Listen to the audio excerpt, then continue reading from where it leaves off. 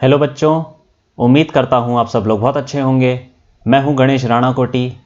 हमने practice papers बनाए हैं उन बच्चों के लिए जो 12th में हैं और बोर्ड के लिए प्रिपेयर कर रहे हैं, और ये सेकंड प्रैक्टिस पेपर का सेक्शन डी है। तो इस सेक्शन के अंदर 5 क्वेश्चंस हैं, 26 to 30 शॉर्ट आंसर क्वेश्चन है और हर क्वेश्चन 3 नंबर का है। तो शुरू करते हैं। 26th क्वेश्चन देखते हैं। इसमें 2 पार्ट हैं, ए और बी। ए देखते हैं पहले। उसमें बोल रहा है derive the expression of force between 2 point charges using Gauss law. तो हमें 2 पॉइंट चार्जेस दे रखे हैं, लेकिन उनके बीच में हमको फोर्स प्रूफ करना है गॉस लॉ से। कूलम्स लॉ तो ये बोलता है कि के Q1 Q2 अपॉन R², ये फॉर्मूला होता है, लेकिन इसी चीज़ को हमको प्रूफ करना है गॉस लॉ से। तो मान लेते हैं कि एक हमारे पास यहाँ पे चार्ज है Q1। पहला पार्ट देखते हैं इसमें Q1, और ये एक मान लेते हैं ये Q2 है, ठीक है। और इनके बीच में हमको फोर्स कैलकुलेट करना है, फोर्स का एक्सप्रेशन निकालना है। वही एक्सप्रेशन निकालना है जो कूलम्स लॉ ने दिया था, के Q1 Q2 अपॉन R²। तो मान लेते हैं अभी इनके बीच में ये डिस्टेंस हमने ले लिया R, ठीक है। तो गॉस लॉ लगाने के लिए हमको पहले एक इमेजिनरी सरफेस मानना पड़ेगा, इमेजिनरी क्लोज्ड सरफेस। तो हम ये मान लेते हैं कि Q1 को सेंटर मान के हम एक इमेजिनरी एक स्फेयर हम एज्यूम कर लेते हैं, ऐसा कुछ जिसका रेडियस R है और वो पास कर रहा है कहाँ से, यहाँ Q1 से पास कर रहा है और Q2 से पास कर रहा है, और Q1 जो है सेंटर है उस इमेजिनरी स्फेयर का। तो इसको बोलेंगे हम, ये हमारा क्या हो गया, गॉसियन सरफेस, ठीक है। गॉसियन सरफेस बन जाएगा, इमेजिनरी स्फेयर है ये, स्फेरिकल, यहां पे लिख लेते हैं स्फेरिकल गॉसियन सरफेस। तो हमको पता है कि गॉस लॉ क्या बोलता है। गॉस लॉ ये बोलता है कि जो फ्लक्स पास करता है कहां से, स्फेरिकल सरफेस, जो भी क्लोज्ड सरफेस है उससे, वो कितना होता है Q अपॉन एप्सिलॉन नॉट। ये होता है हमारा Q1 कितना है, यहाँ पे Q की जगह हमको Q1 डालना पड़ेगा, क्योंकि total charge inside the spherical, inside this Gaussian surface is Q1। तो यहाँ पे हमको लिखना पड़ेगा Q1 अपॉन एप्सिलॉन नॉट। अब हम फ्लक्स का दूसरा एक फॉर्मूला हमें पता है, वो लगाते हैं। फ्लक्स कितना होता है, integration over the closed surface E dot dA, ये हमें पता है एक दूसरा फ्लक्स का फॉर्मूला होता है। ये तो उसने गॉस लॉ ने दिया था Q अपॉन एप्सिलॉन नॉट, लेकिन ये वाला फ्लक्स का फॉर्मूला E डॉट dA, ये भी एक फॉर्मूला होता है। तो इसको लगा के देखते हैं, यहां से इलेक्ट्रिक फील्ड निकलेगी। तो देखो अब इस स्फेयर के ऊपर यहाँ पे हम मान लेते हैं छोटा सा एक एरिया है dA, और वो उसका डायरेक्शन कहाँ होगा, परपेंडिकुलर टू द सरफेस और बाहर की तरफ होगा। हमको पता है कि क्लोज्ड सरफेस पे जो एरिया वेक्टर होता है वो बाहर की तरफ होता है और परपेंडिकुलर होता है। तो dA की डायरेक्शन ये हो गई। और ड्यू टू सिमेट्री, ये भी बोल सकते हैं, ड्यू टू सिमेट्री क्या होगा कि जो इलेक्ट्रिक फील्ड होगी वो हमको पता है कि हर पॉइंट पे सेम होगी। ये हमको पता है ना, इलेक्ट्रिक फील्ड जो ड्यू टू सिमेट्री Q1 से R डिस्टेंस पे जो इलेक्ट्रिक फील्ड होगी, वही यहाँ पे अगर हम R डिस्टेंस लिए, क्योंकि हर पॉइंट तो R डिस्टेंस पे है ना यहाँ से, तो हमको पता है कि ये due to symmetry electric field is the magnitude of electric field is same at every point on this Gaussian surface. तो ऐसे लिख सकते हैं, due to symmetry magnitude of E is constant, ठीक है। जो भी होगा वो मतलब E होगा, उसको हमने E ले लिया, ठीक। Magnitude of electric field is E। अब देखो यहाँ पे क्या, इलेक्ट्रिक फील्ड कहाँ होगी, हमें पता है कि पॉइंट चार्ज के लिए इलेक्ट्रिक फील्ड होती है अवे फ्रॉम द चार्ज। तो इलेक्ट्रिक फील्ड की डायरेक्शन भी इधर ही होगी। तो एंगल कितना हो गया इनके बीच में, इसको लिख लेंगे फ्लक्स को, integration over the closed surface E dA cos theta, ठीक है। ए डॉट बी का फॉर्मूला है, ठीक है। ए डॉट बी मतलब AB cos थीटा, तो E dA cos थीटा लिख सकते हैं। और थीटा क्या चीज है, थीटा है angle between electric field and area vector, वो है हमारा 0 डिग्री, क्योंकि इलेक्ट्रिक फील्ड भी बाहर की तरफ है, एरिया वेक्टर भी बाहर की तरफ, तो दोनों के बीच में एंगल हो गया 0।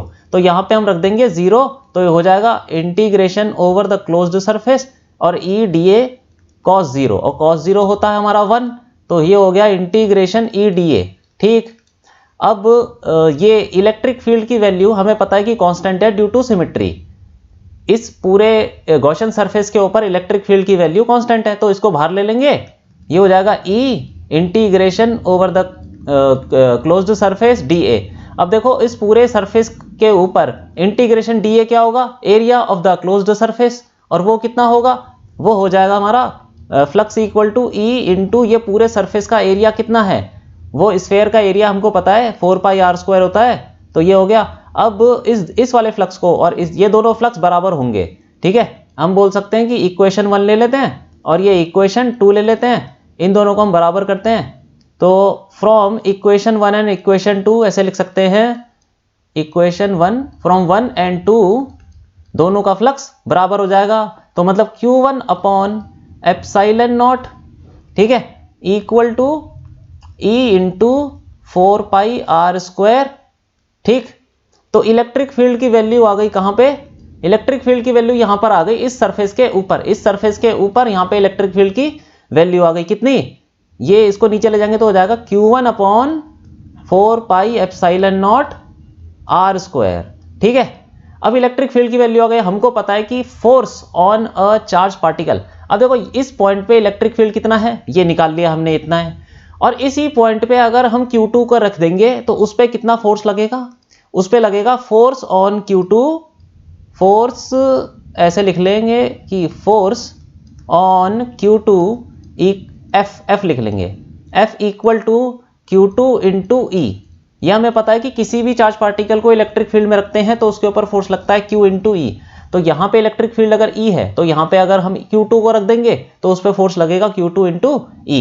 तो Q2 तो चलो ठीक है, Q2 है कि E की वैल्यू ये है, हम उसको डाल देते हैं यहाँ पे, E की वैल्यू ये उठा के यहाँ पे डाल देंगे तो क्या आ जाएगा, यह आ जाएगा Q1 Q2 अपॉन 4πε0r²। अब देखो ये फोर्स आ गया ना हमारा, इसके ऊपर फोर्स, सिमिलरली इसके ऊपर भी निकालेंगे तो सेम ही फोर्स आएगा। अगर इसको Q2 को सेंटर ले लेंगे और गॉसियन सरफेस बनाएंगे जो कि Q1 से पास कर रहा होगा, बिल्कुल ऐसे ही करेंगे तो यही चीज आएगी। तो इतना काफी है, इतना ही करना है इसके अंदर। तो हमने कर लिया कि ये देख लिया कि force on a charge particle हमने प्रूफ किया है गॉस लॉ से, तो यही होता है कूलम्स लॉ भी यही बोलता है। कूलम्स लॉ में क्या आता है, K Q1 Q2 bye r² और K की वैल्यू क्या होती है 1/4πε0 होती है, ठीक है। तो यही होता है ना कूलम्स लॉ का फॉर्मूला, और ये हमने प्रूफ कर लिया गॉस लॉ से, ठीक है। तो ये हमारा फर्स्ट पार्ट हो गया। अब सेकंड पार्ट देखते हैं। सेकंड पार्ट में ये बोल रहा है 2 point charges Q and 4Q are placed r distance apart in air, find the location on the line joining the charges where net electric field is 0। मतलब ये हुआ, चलो इसको देख लेते हैं। सॉरी, बी पार्ट में ये बोल रहा है कि एक हमारे पास Q चार्ज है, ठीक है, और दूसरा चार्ज है 4Q, ऐसे मान लेते हैं Q और 4Q, इनके बीच में डिस्टेंस R है, ठीक है, ऐसा दिया हुआ है। अब ये पूछा है कि इलेक्ट्रिक फील्ड कहाँ पे 0 होगी, net electric field along the line joining the charges, मतलब इन दोनों को एक लाइन से ज्वाइन कर दो तो यहाँ इस लाइन के ऊपर कहाँ पे 0 होगी। तो मान लेते हैं कि इस पॉइंट पे ये एक पॉइंट है P जहाँ पे इलेक्ट्रिक फील्ड 0 हो सकती है, तो इसको मान लेते हैं यहाँ से x डिस्टेंस पे है, और ये यहाँ से कितने डिस्टेंस पे हो जाएगा अपने आप ही 4Q से ये हो जाएगा r माइनस x, ठीक है। अब देखो यहाँ पे P पॉइंट पे इलेक्ट्रिक फील्ड 0 है, तो फिर Q की वजह से कितनी होगी इलेक्ट्रिक फील्ड, मान लेते हैं कि यहाँ पे इस तरफ है E1, ठीक है, और 4Q की वजह से P पॉइंट पे इलेक्ट्रिक फील्ड इस तरफ होगी, वो मान लेते हैं E2 मान लेते हैं ऐसे, क्योंकि दोनों पॉजिटिव चार्ज है Q और 4Q, तो वो Q की वजह से away from the charge E1 और 4Q की वजह से भी away from the charge E2, तो दोनों ऑपोजिट होंगी। और नेट इलेक्ट्रिक फील्ड यहां पे कितनी होगी E1 माइनस E2, ठीक है, नेट इलेक्ट्रिक फील्ड कितनी हो जाएगी E1 माइनस E2, और वो बोल रहा है कि नेट इलेक्ट्रिक फील्ड को हमको 0 करना है, तो फिर E1 इक्वल टू E2 होना चाहिए, E1 माइनस E2 0 हो जाएगा, तो फिर E1 इक्वल टू E2 हो जाना चाहिए। और E1 मतलब electric field due two point charge, ये Q कितना हो जाएगा, फॉर्मूला हमको पता है KQ अपॉन x², ठीक है, क्योंकि x डिस्टेंस पे है P पॉइंट, और इक्वल टू इस 4Q की वजह से कितना होगा इलेक्ट्रिक फील्ड P पॉइंट पे, ये हो जाएगा K4Q upon r minus x का स्क्वायर, ठीक है। अब देखो K कट गया, Q भी कट गया, तो क्या बचा 1 upon x² equal to 4 upon r minus x का स्क्वायर। अब देखो यहाँ पे हम क्या करेंगे, स्क्वायर रूट ले लेंगे दोनों साइड पे, तो क्या आ जाएगा 1 upon x equal to 2 upon r minus x, ठीक है। अब ये इसको इधर ले जाएंगे, क्रॉस मल्टीप्लाई कर लेंगे तो क्या आ जाएगा, r minus x equal to 2x, और x को इधर ले जाएंगे तो क्या आ जाएगा, r इक्वल टू 3x, और x की वैल्यू आ जाएगी r/3। ठीक है, तो ये हमारा आ गया कि Q पॉइंट से कितनी डिस्टेंस पे होगा ये x डिस्टेंस पे, और वो उसकी वैल्यू है r/3। तो r/3 डिस्टेंस पे एक पॉइंट ऐसा होगा जहां पे इलेक्ट्रिक फील्ड 0 होगी। ठीक है, नेट इलेक्ट्रिक फील्ड 0 होगी। तो ये हमने कर लिया 26th क्वेश्चन। अब आगे बढ़ते हैं, 27th क्वेश्चन देखते हैं। इसमें भी दो पार्ट हैं। तो पहला पार्ट ये बोल रहा है कि a battery of EMF 10 volt and internal resistance 2 ohm is connected across an external resistor, what can be the maximum value of current in the circuit. मतलब ये कह रहा है कि एक हमारे पास बैटरी है जिसका EMF हमारे पास 10 वोल्ट है, ठीक है, और उसका इंटरनल रेजिस्टेंस 2 ओम है, और उसको हमने जोड़ा है एक्सटर्नल रेजिस्टर के साथ। तो एक हम एक्सटर्नल रेजिस्टर बना लेते हैं R, इसकी वैल्यू नहीं दी हुई है, और एक दिया हुआ है हमको एक बैटरी है जिसका इंटरनल रेजिस्टेंस भी दे रखा है, तो ये हमने ऐसे जोड़ रखा है। ठीक है, ये ले लेते हैं स्मॉल r और ये ले लेते हैं E। तो E की वैल्यू दी हुई है, EMF 10 वोल्ट है और इंटरनल रेजिस्टेंस है 2 ओम। ठीक है, कैपिटल R की वैल्यू नहीं दी हुई जो एक्सटर्नल रेजिस्टेंस है। अब बोल रहा है कि what can be the maximum current in the circuit. पहले हम ये देख लेते हैं। तो ये पूछ रहा है कि कितना मैक्सिमम करंट हो सकता है इस सर्किट में। अब देखो, पहले हम एक करंट की एक्सप्रेशन निकाल लेते हैं। मान लेते हैं कि इसके अंदर करंट I है। तो अब देखो E equal to IR simple. तो टोटल रेजिस्टेंस कितना है सर्किट में, R प्लस R। तो हम बोल देंगे E equal to I into R plus R, small r plus capital R। यही होता ना, सिंपल फॉर्मूला है। एक सिंपल सर्किट है जिसमें total resistance R plus R है और EMF E है। तो ओम्स लॉ ये बोलता है कि E इक्वल टू IR, तो हमने ये फॉर्मूला लगा दिया। अब देखो I की वैल्यू क्या आ जाएगी, I आ जाएगा E upon R plus R। ठीक है, अब देखो यहाँ पे ये बोल रहा है कि मैक्सिमम करंट कितना हो सकता है सर्किट में। मैक्सिमम करंट के लिए देखो E तो चलो उसने दे दिया, उसकी वैल्यू 10 है, तो यहाँ पे डाल देते हैं 10 अपॉन और 2, यहाँ पे स्मॉल r दे रखा है 2 और कैपिटल R की वैल्यू दी नहीं है, तो हमको उसको R ही लिख लेते हैं। अब यहाँ पे बोल रहा है कि I की मैक्सिमम मतलब करंट की मैक्सिमम वैल्यू क्या होगी इस सर्किट के अंदर। तो देखो अब ये 10 तो कांस्टेंट है, तो न्यूमरेटर कांस्टेंट हो गया, नीचे डिनोमिनेटर वेरी कर सकता है अकॉर्डिंग टू R। अब देखो नीचे वाली चीज, जब I को मैक्सिमम करने के लिए डिनोमिनेटर क्या होगा, ये मिनिमम होना चाहिए। तो ये मिनिमम कब होगा, जब R की वैल्यू कितनी हो सकती है, ये R की वैल्यू मिनिमम होगी कैपिटल R की। कैपिटल R मिनिमम कितना हो सकता है, R मिनिमम इक्वल टू 0। 0 से कम तो हो ही नहीं सकता ना, कोई भी रेजिस्टेंस 0 से कम तो हो नहीं सकता, 0 ही हो सकता है। तो R की वैल्यू 0 हो जाएगी, तो फिर ये 2 प्लस R पूरा मिनिमम हो जाएगा, और ये मिनिमम हो गया तो करंट मैक्सिमम हो जाएगा। तो करंट मैक्सिमम कितना हो सकता है, तो मैक्सिमम करंट, मैक्सिमम ऐसे बोलते हैं, maximum current occurs at R equal to 0। मतलब जब R 0 हो जाएगा तो मैक्सिमम करंट हो जाएगा। तो I की वैल्यू कितनी हो जाएगी, I equal to E by R मतलब 10/2 सिंपल। तो 5 एम्पेयर ही हो जाएगा इसके अंदर करंट। यही मैक्सिमम वैल्यू होगी करंट की इन द सर्किट। ठीक है, तो ये हो गया हमारा फर्स्ट पार्ट। अब सेकंड पार्ट देख लेते हैं। If the battery in A, मतलब जो पहले पार्ट में जो बैटरी है ये वाली, जिसका EMF 10 वोल्ट और इंटरनल रेजिस्टेंस 2 ओम दे रखा है, वो वाली battery is connected across an external register of resistance 3 ओम। मतलब अब हमने क्या किया, इसी बैटरी को 3 ओम के रेजिस्टेंस से जोड़ दिया।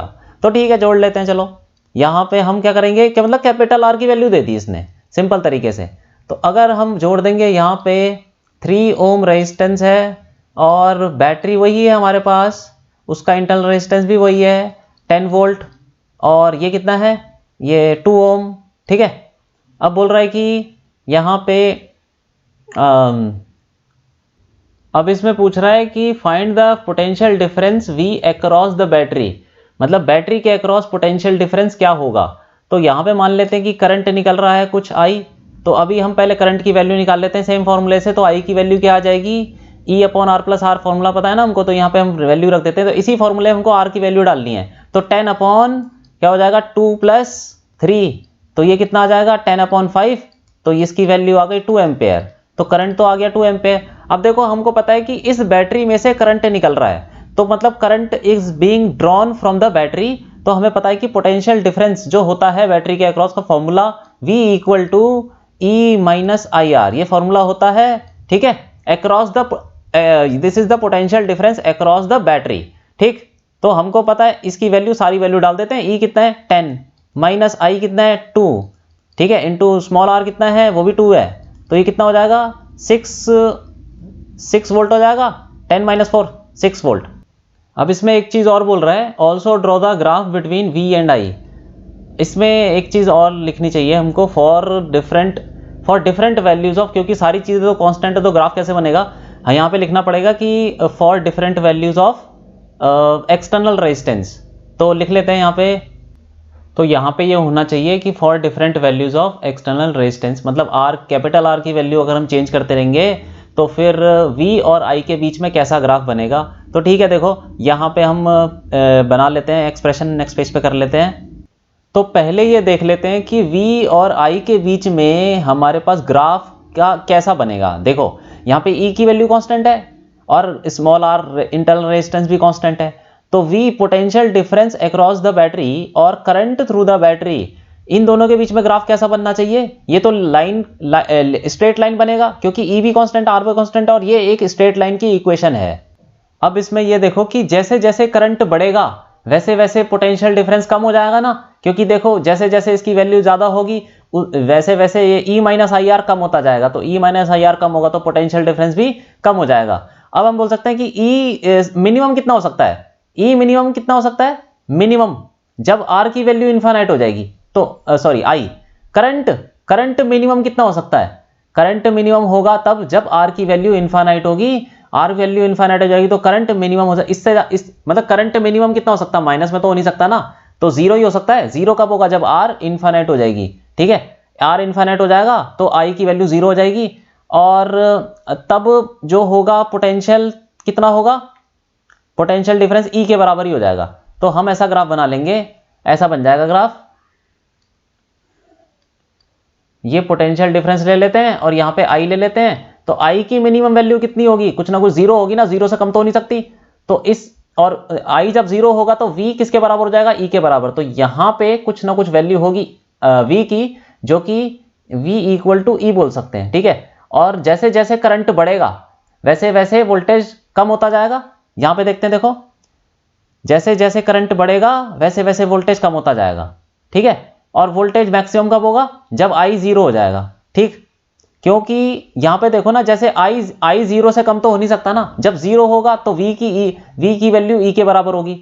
अब जैसे जैसे I बढ़ना शुरू होगा, जीरो से ज्यादा होगा, वैसे वैसे ये पूरी वैल्यू कम होती जाएगी, ठीक है। तो ग्राफ कैसा बनेगा, ये जो पोटेंशियल है वो धीरे धीरे धीरे धीरे ऐसे कम होता रहेगा, ठीक है, और चला जाएगा किधर, इधर। एक वैल्यू ऐसी भी आएगी, देखो यहाँ पे एक वैल्यू ऐसी आएगी जब ये पूरी वैल्यू जीरो हो जाएगी, ठीक है, हो सकता है ना ऐसा।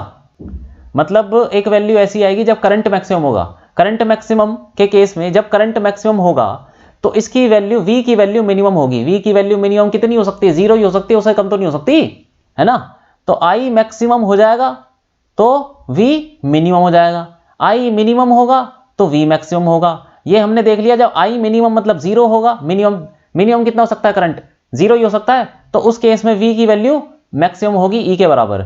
और जब I मैक्सिमम होगा तो V मिनिमम होगा, और V मिनिमम कितना हो सकता है, वो भी जीरो ही हो सकता है, ठीक है, उससे नेगेटिव में तो होगा नहीं। तो इसीलिए ये यहां तक जाएगा, यहाँ पे I मैक्सिमम होगा, और वो कितना होगा वो हम निकाल चुके हैं। देखो I मैक्सिमम, करंट मैक्सिमम निकाल चुके हैं, वो कितना है, ये रहा मैक्सिमम करंट 5 एम्पेयर। तो यहाँ पे हो जाएगी इसकी वैल्यू, सॉरी ये 5 एम्पेयर तो यहाँ पे नहीं होगा, हाँ सॉरी 5 एम्पेयर ही होगा। For different values of external resistance निकाल रहे हैं, तो डिफरेंट वैल्यूज ऑफ R की वैल्यू जीरो हो जाएगी तो करंट मैक्सिमम हो जाएगा ना, तो ये 5 एम्पेयर हो जाएगा यहाँ पे करंट, ठीक है, करंट 5 एम्पेयर। और यहाँ पे पोटेंशियल कितना हो जाएगा, E के बराबर, मतलब 10 वोल्ट, ठीक है। तो ये बन गया हमारा ग्राफ, ये आपको बनाना आना चाहिए। सबसे पहले इसमें हमने ये देखा है कि V और I के बीच में एक स्ट्रेट लाइन बन रहा है, और उसके बाद ये देखा कि जैसे जैसे करंट बढ़ाएंगे वैसे वैसे पोटेंशियल कम होता जाएगा। तो ऐसा ग्राफ आना चाहिए, जैसे जैसे करंट बढ़ेगा वैसे वैसे पोटेंशियल कम होता रहेगा, ठीक है। तो ये हो गया हमारा क्वेश्चन। अब आगे बढ़ते हैं, देख लेते हैं इसमें पूरा क्वेश्चन तो हो गया था ना, हाँ ये हो गया था, हमने ग्राफ बना लिया, पोटेंशियल भी निकाल दिया, ठीक है।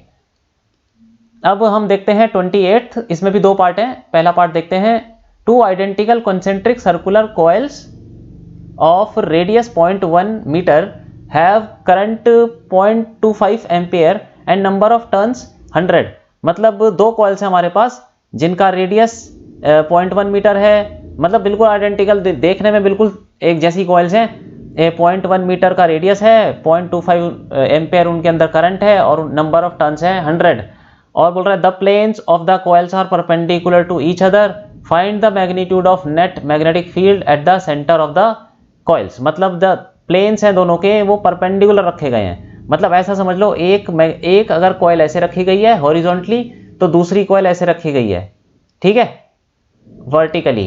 तो मतलब एक मान लो कि ग्राउंड पे रखी गई है और एक को हमने खड़ा कर दिया, तो दोनों का सेंटर यहाँ पे एक ही है। कॉन्सेंट्रिक बोल रहा है ना, कॉन्सेंट्रिक मतलब दोनों के सेंटर एक ही पॉइंट पे हैं, लेकिन दोनों के प्लेन परपेंडिकुलर है। तो अब ये कहना चाह रहा है, ये पूछ रहा है कि find the magnitude of net magnetic field at the centre of the coils. Centre पे हमें नेट मैग्नेटिक फील्ड निकालनी है। तो पहले हम दोनों कॉइल्स की वजह से यहाँ पे मैग्नेटिक फील्ड का मैग्नीट्यूड निकाल लेते हैं। तो देखो, अब दोनों आइडेंटिकल कॉइल्स हैं, करंट सेम है, रेडियस सेम है, नंबर ऑफ टर्न सब कुछ सेम है, तो जो मैग्नीट्यूड होगा मैग्नेटिक फील्ड का दोनों कॉइल की वजह से वो भी तो सेम ही होगा।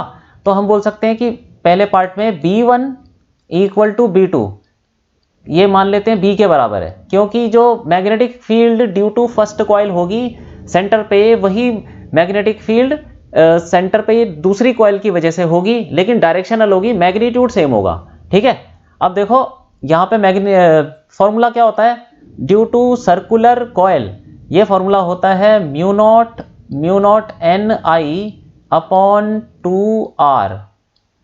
तो यहाँ पे हमको सारी वैल्यू पता है तो रख देते हैं उसको, हम ये रख देते हैं। म्यू नॉट की वैल्यू कितनी होती है 4 पाई इंटू 10 की पावर -7, नंबर ऑफ टर्न्स कितने हैं 100 इंटू आई कितना है, आई हो जाएगा दे रखा है करंट 0.25 एम्पेयर अपॉन यहाँ पे 2 इंटू आर की वैल्यू, रेडियस कितना है 0.1 मीटर, ठीक है।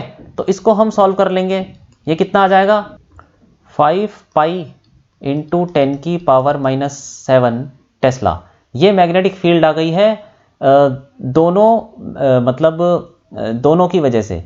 इसकी वजह से भी मैग्नेटिक फील्ड इतनी होगी और दूसरे वाले कॉइल की वजह से भी इतनी ही मैग्नेटिक फील्ड होगी, डायरेक्शनल होगी। हमको पता है कि सर्कुलर कॉइल की वजह से सेंटर पे मैग्नेटिक फील्ड, ये फर्स्ट कॉइल मान लेते हैं, ये सेकंड कॉइल मान लेते हैं, तो इसकी वजह से मैग्नेटिक फील्ड अगर करंट ऐसा है तो फिर इधर हो जाएगी B1, ठीक है। और दूसरे कॉइल की वजह से सेंटर पे ही मैग्नेटिक फील्ड मान लेते हैं, करंट अगर ऐसा है तो इधर हो जाएगा, ये हो जाएगा इधर B2, ठीक।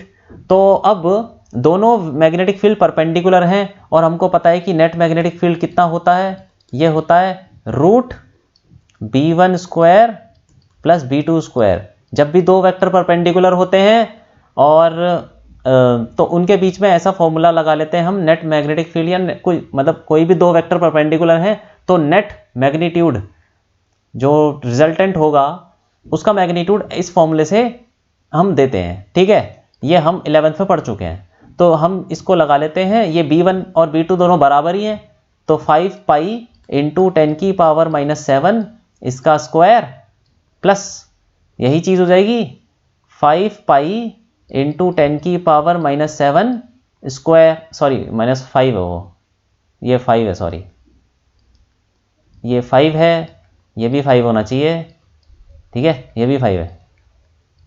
इसको कैलकुलेट करके यहाँ पे 10 की पावर -5 आएगा, ठीक। अब देखो यहाँ पे ये आ गया स्क्वायर। अब इसको क्या लिख सकते हैं, रूट ट्वाइस ऑफ ये पूरा 5 पाई इंटू 10 की पावर -5 का स्क्वायर, ठीक। अब ये तो स्क्वायर का एक तो बाहर आ जाएगा, तो नेट मैग्नेटिक फील्ड कितनी आ जाएगी, और ये साथ में 2 है तो उसका √2 हो जाएगा, तो 5√2 पाई इंटू 10 की पावर -5 टेस्ला, ठीक है। तो यहाँ पे इसको हम कैलकुलेट कर लेंगे, ये आ जाएगा 22.2 इंटू 10 की पावर -5 टेस्ला। ये हमारा नेट मैग्नेटिक फील्ड आ गया सेंटर पे, ठीक है। तो पहला पार्ट तो हमने कर लिया। अब दूसरा पार्ट देख लेते हैं। बोल रहा है how does the torque get affected if a current carrying circular coil is replaced by a rectangular coil of same area, current and number of turns। मतलब देखो इसको हम कर लेते हैं नेक्स्ट पेज पे। बी पार्ट में ये बोल रहा है कि अगर कोई कॉयल है, ठीक है, इसको हमने मैग्नेटिक फील्ड में ऐसे रखा हुआ है, तो इसका अगर हम एरिया चेंज कर दें, मतलब शेप चेंज कर दें, सॉरी, इसमें देखो ऐसे बोल रहा है कि अगर हमने, क्या फर्क पड़ेगा उसके ऊपर टॉर्क पे, कॉयल के ऊपर टॉर्क लगेगा, उस पर क्या फर्क पड़ेगा अगर हम उस सर्कुलर कॉयल को रिप्लेस कर देंगे, अगर रिप्लेस कर दें दूसरी किसी कॉयल से जिसका एरिया सेम है, करंट भी सेम है और नंबर ऑफ टर्न्स भी सेम है। मतलब हमने सर्कुलर कॉयल को रिप्लेस कर दिया रेक्टेंगुलर कॉयल से, उसका एरिया, दोनों का एरिया सेम है, दोनों में करंट सेम है, दोनों नंबर ऑफ टर्न्स भी सेम है, तो क्या फर्क पड़ेगा टॉर्क पे। तो देखो टॉर्क पे, टॉर्क का फॉर्मूला होता क्या है, m क्रॉस b होता है, ये m क्रॉस b, m क्या होता है मैग्नेटिक मोमेंट और b is the magnetic field. अब m को हम ऐसे लिखते हैं NIA, n is the number of turns, I is the current in the coil और a is the area of the coil into magnetic field, ये हो जाएगा, एक क्रॉस है तो इसको ऐसे लिख लेंगे NIAB साइन थीटा। ठीक है, अब सब कुछ तो सेम है, यहाँ पे शेप का तो कोई मैटर नहीं करता, रेक्टेंगुलर हो, सर्कुलर हो, ट्राइंगल हो, जो मर्जी हो, इररेगुलर शेप का हो, एरिया सेम होना चाहिए। ये देखो एरिया सेम है, मैग्नेटिक फील्ड तो सेम है ही, करंट भी सेम है, नंबर ऑफ टर्न्स भी सेम है, तो टॉर्क तो सेम रहेगा। ठीक है, तो हम ऐसे बोल सकते हैं कि torque on a coil does not depend, इस पे किसी पे डिपेंड नहीं करता, उसकी शेप पे, सिर्फ इन सारी चीजों पे डिपेंड करता है, number of turns, current, area, magnetic field और एंगल। ये सारी चीजें अगर सेम है तो फिर शेप पे डिपेंड नहीं करता, कॉयल की शेप पे डिपेंड नहीं करता। तो ऐसे लिख सकते हैं torque on a coil does not depend on its shape. ठीक है, तो ये हो गया हमारा क्वेश्चन। अब आगे बढ़ते हैं, 29th क्वेश्चन देखते हैं। इसमें भी दो पार्ट हैं। पहला पार्ट ये बोल रहा है कि a thin metallic rod of length 0.5 metre lies in XY plane and parallel to Y axis, a uniform magnetic field of magnitude 0.2 tesla is applied along Z axis. मतलब हमारे पास यहाँ पे एक कोऑर्डिनेट एक्सिस बना लेते हैं, ठीक है, और एक हमारे पास यहाँ पे रॉड है ऐसे करके, और इसकी लेंथ दी हुई है L मान लेते हैं, ठीक है, जिसकी वैल्यू है 0.5 मीटर। तो फर्स्ट पार्ट कर लेते हैं इसमें पहले। तो अब बोल रहा है कि XY प्लेन पे पड़ी हुई है वो, तो XY प्लेन बना लेते हैं, ये है XY प्लेन और इसमें लेंथ ऐसे रखी हुई है और उसमें देखो पैरेलल टू Y एक्सिस के पैरेलल रखी हुई है रॉड।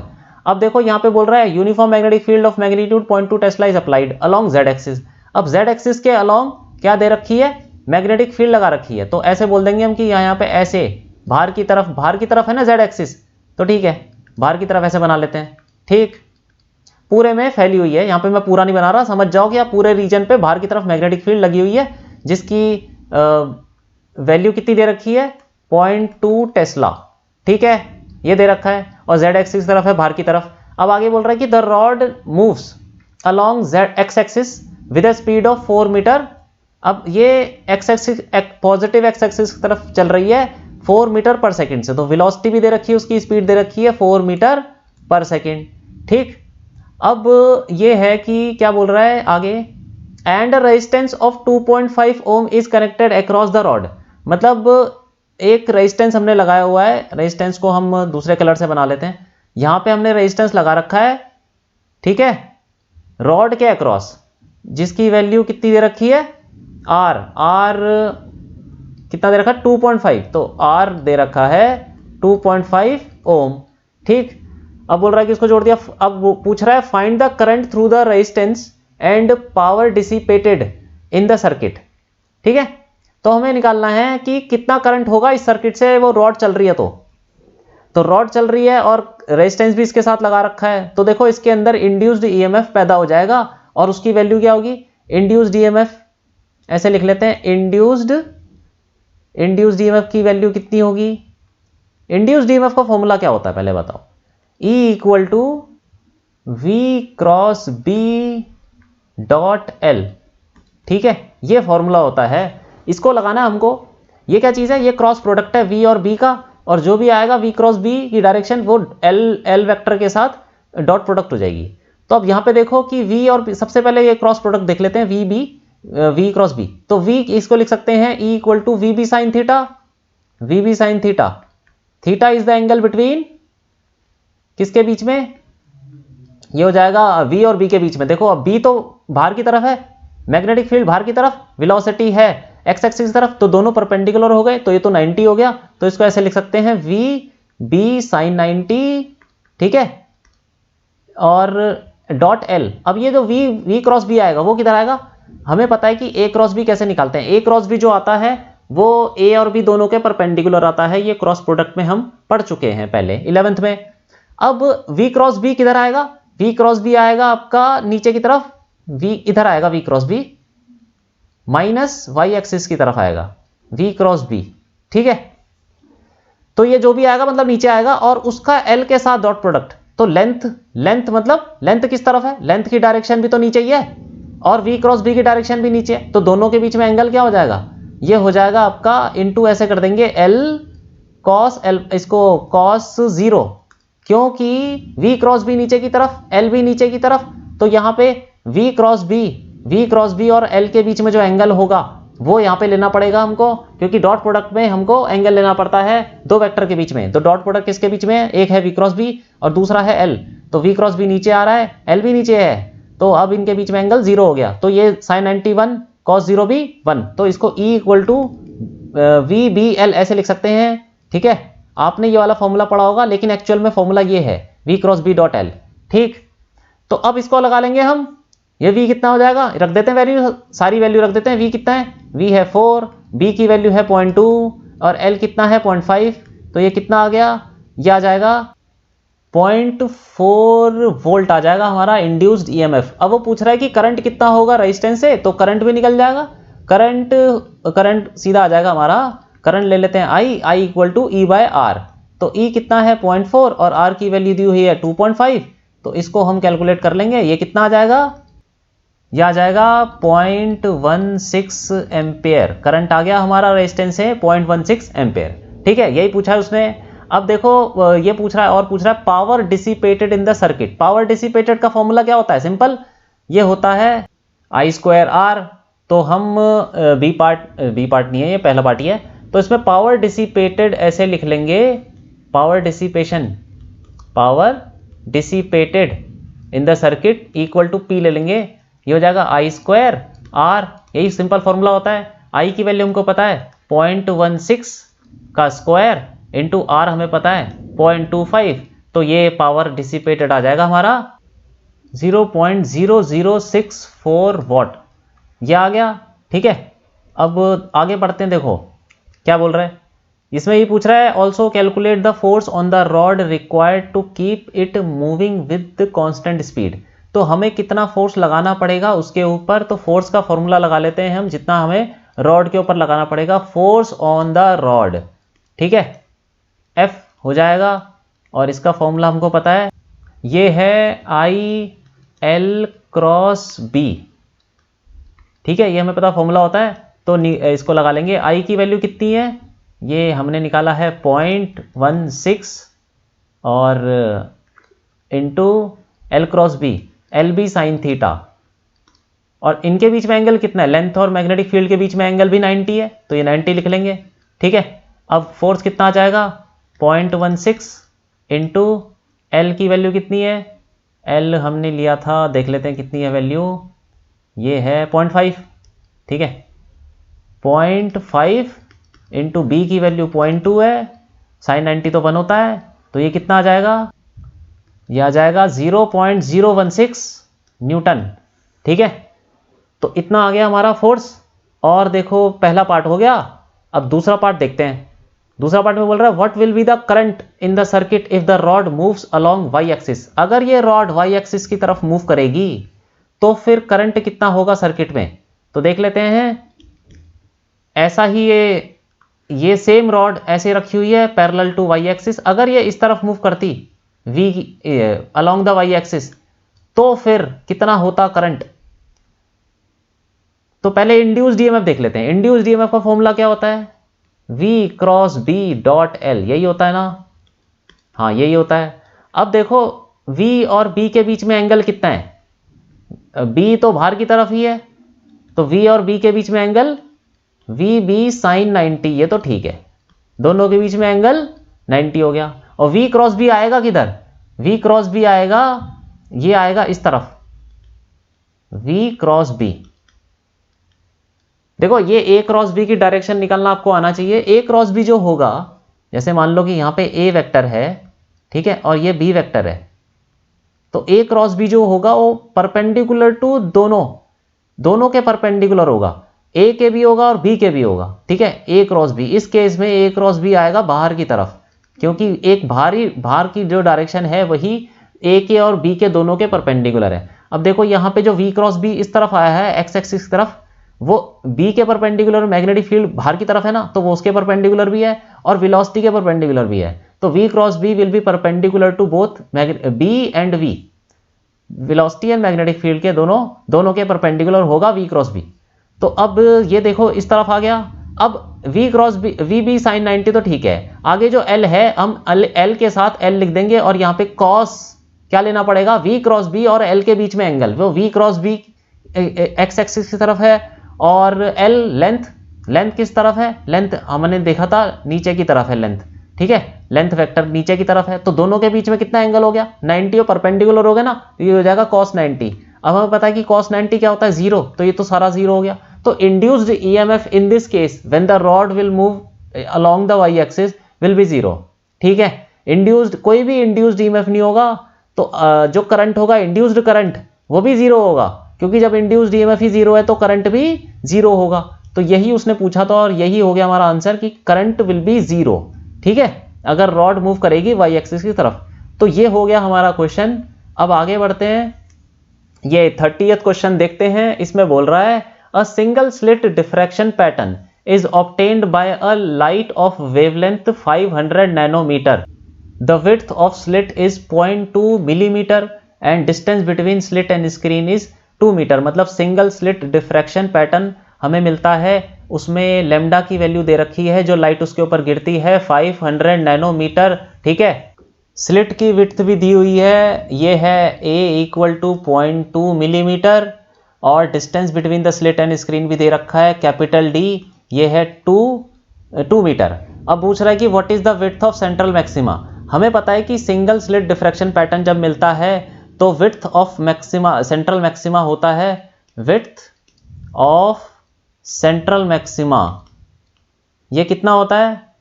ये होता है, इसको हम ले लेते हैं, इसको क्या लें, W ले लेते हैं, ठीक है। Width of central maxima 2 lambda D by A, ये होता है फॉर्मूला। हमें पता है डबल होती है, ठीक है, 2 लैम्डा D बाय A, ये विड्थ ऑफ सेंट्रल मैक्सिमा, और विड्थ हमें पता है कि डबल होती है दूसरे मैक्सिमा से, ठीक।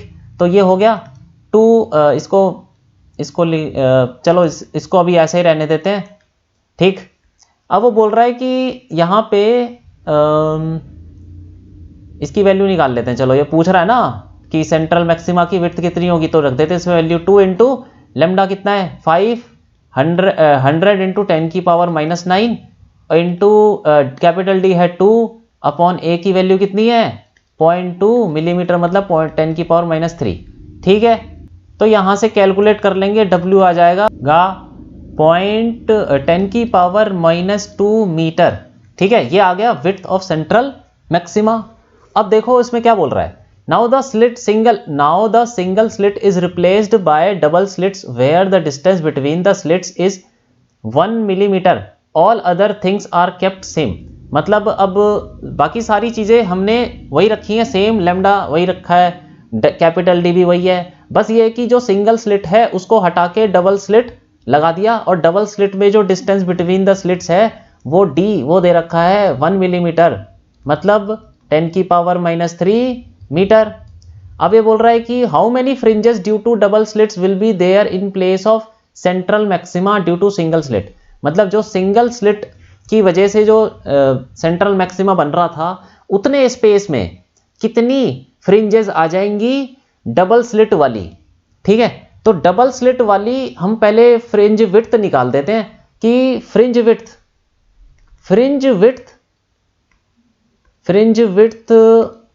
इन डबल स्लिट्स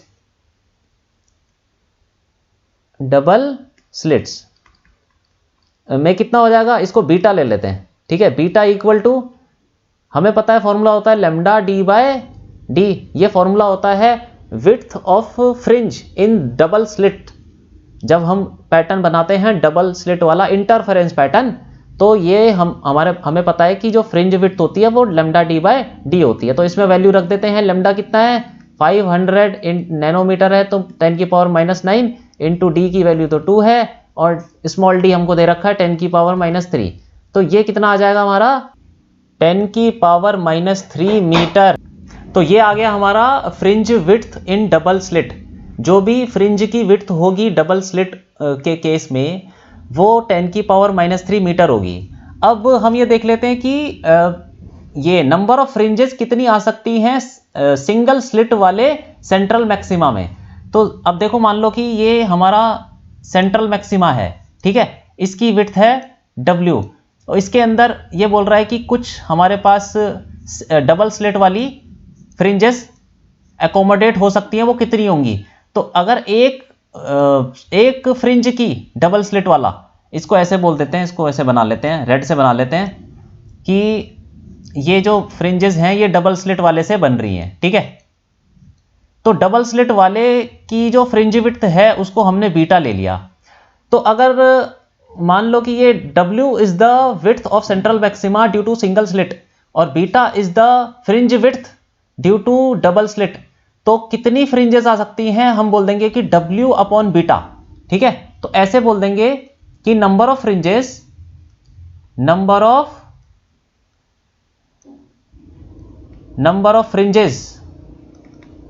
ठीक है, एकोमोडेटेड बोल सकते हैं,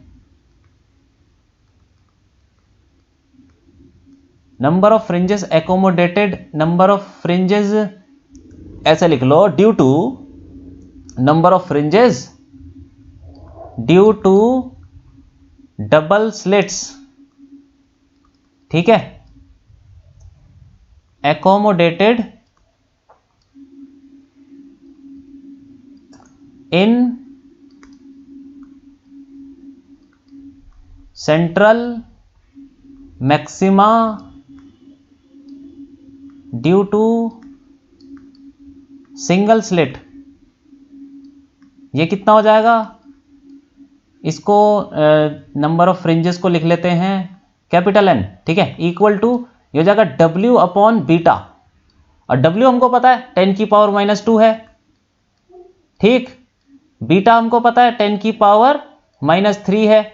अब इसको डिवाइड कर लेंगे, आ जाएगा 10।